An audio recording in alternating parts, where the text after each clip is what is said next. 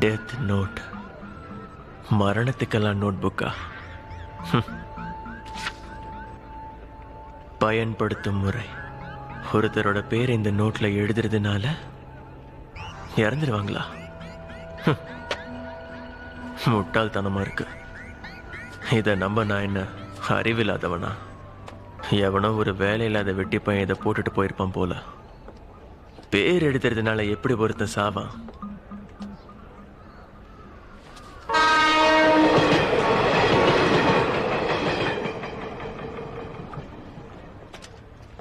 இருந்தாலும் இது என்னன்னு தெரிஞ்சுக்காம விட்டுருவேனா என்ன? இதில் எழுத போறவங்களோட பேரும் முகமும் நமக்கு தெரிஞ்சிருக்கணும். ஏன்னா ஒரே பேர்ல இருக்கிற மற்றவங்க இதனால பாதிக்கப்பட மாட்டாங்க. ஒருத்தனோட மரணம் எப்படி நடக்கணும்னு இதில் எழுதி அவனோட பேர் எழுதினா போதும் 40 செகண்ட்ல அவன் செத்துடுவான்.